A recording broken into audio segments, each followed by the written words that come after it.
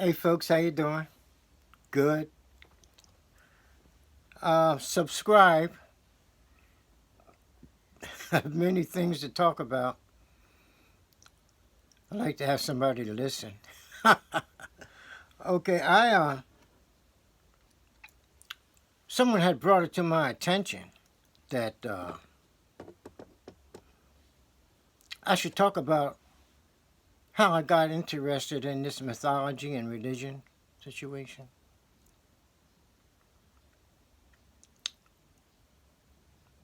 Okay, and how I developed an understanding of it and so forth. That's fair. Oh, it started for me. It started about, I say, about 31 or 2 years ago. Uh, I was interested in, I've been having thoughts about religion, what's going on, what does religion mean, what is it really about, you know? And so I read the Bible, I read part of the Bible, I didn't have to read much to realize that I wasn't understanding anything. And so I bought a Quran. I said, well, let me try reading the Quran. I read some of the Quran and I didn't understand a thing, you know? Well, it wasn't the books. It wasn't those books. It was me. I just wasn't up to understanding it. I didn't have the background. I didn't, somebody didn't know. But I was determined to find out something, But I thought about, well, going to some bookstores, buying some books that maybe explain religion. But I didn't go.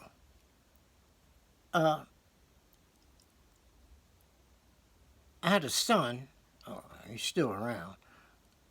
Okay, he was in the military. He was stationed in the Philippines.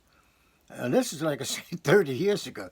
So anyway, he sent me some books. Now, I never told anybody that I was interested in really trying to get a deep understanding of religion or anything like that. And I didn't know anything about mythology and had no idea that mythology would put me on the right path. And he sent me these books. They were mythology books, books on mythology. And he said, Dad, I sent a letter, a note with him saying, Dad, read these books. I said, okay, I'll read these books, So I started reading the books, and I'm picking up a little understanding. And that was encouraging. I was getting a little understanding here of something, you know what I mean? But it was encouraging enough to keep me reading. And I read, and I read, and I kept reading. Okay?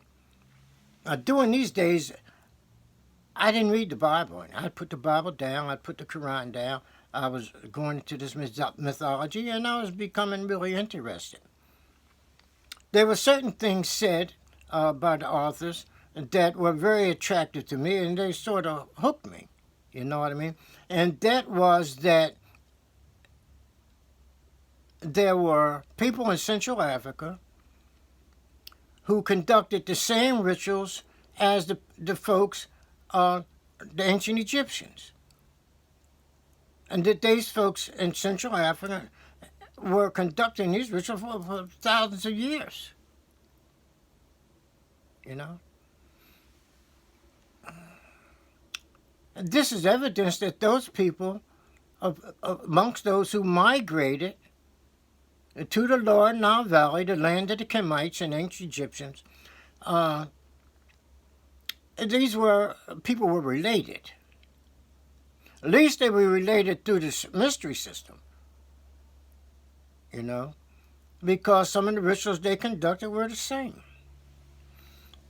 And these folks, these migrants who came in later, brought rituals and whatnot that were put into the mystery system or the mythology of the Kemites.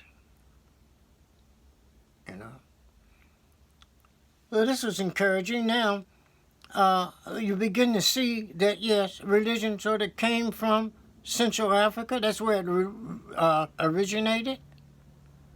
You're beginning to see these things. Now, the Kemites always said that their ancestors came or lived in the South or were from the South, meaning Central Africa. You say, well, yeah, Nubia. You can say the Cushites. You can say the Ethiopians, and you can go say the Kenyans, Tanzanians, the Congo folks, all from these areas. The rituals are conducted today by folks in these areas that were conducted by the Kemites during the Kemite situation. So we begin to see a relationship now about where religion originated. Now, that's what I was after. I was in a search to learn about religion. What is this religion all about? I'm beginning to find out, you know. And so it kept me interested and it kept me reading. And I still read. But anyway, let's look at other situations that relate a relationship about the Africans or the Kemites and other people.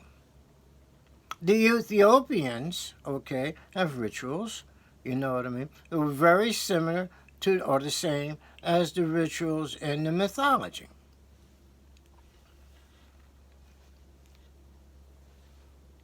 Now, one of the things that the indigenous Australians, certain tribes over there, do today, okay, is circumcision and what they call subincision and sub-excision that they're doing with the young girls. They call it, they say now that it's mutilation.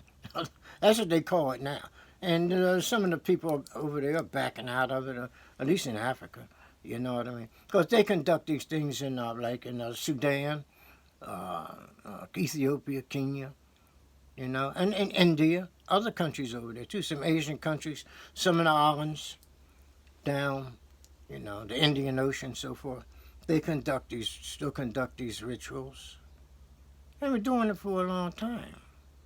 Now, in the Kemite mythology, okay, we have the god Atum.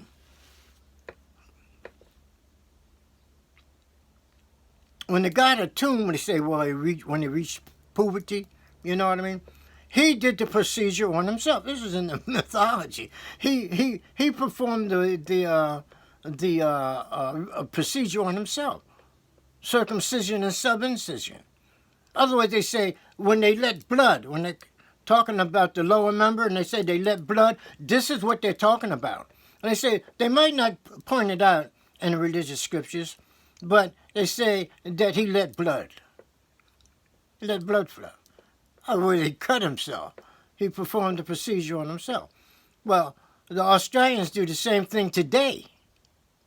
And so, yeah, and people in Africa do it today, as mentioned, you know. This draws a connection, sure enough. The Kemites did, you know, it was part of their ritual, like in young man making and stuff like that. Well, the god Atum, okay, mythologically, the god Atum, okay, performed the procedure on himself. This god Atum, like tens of thousands of years old. The Australians, indigenous Australians, have been here for 70, 80,000 years in Australia, yet they still perform this ritual. So the ritual has been around for a long time. These are the things that hooked me to the mythology, you see. And just reading. I never stopped reading it. From the time I first received the books on mythology, I never stopped reading. And I still read today. I have a lot of books, you know. Let us read, you know. And so that's how I became understanding, you know. I understood the mythology through this. I was persistent. Sometimes I'd run to stumbling blocks, but I didn't reject whatever it was that was giving me a hard time to understand. I put it on the back burner. And I knew that eventually the understanding was going to come to me, even though I didn't go back to read it at that time, you see. And it did come. Maybe a couple of years later. When it came to me, I said, oh, I got it now. Now I see where I was going wrong, you know. Where I missed that something I didn't understand, right? I just put it on the back burner. I was confident that eventually I was going to get that understanding because I knew I wasn't going to give up. I just kept reading, you know. And I knew that eventually I would come to build relationships between the various books I was reading and the various things that people were saying, you know what I mean, and by the same author, maybe, you know. That I knew that I had to build relationships that would create a greater understanding for me, which I did, you know. And so now I don't focus on creating the relationships. I just go into the book and read the relationships. They're there. I see them. They just pop right out. Like I say, I've been reading this stuff for the last 30, 31 or 2 years, constantly. And so that's how I got to understanding, Lisa. Okay, folks, have a good one. Subscribe and have a good day. Okay, then. Bye-bye.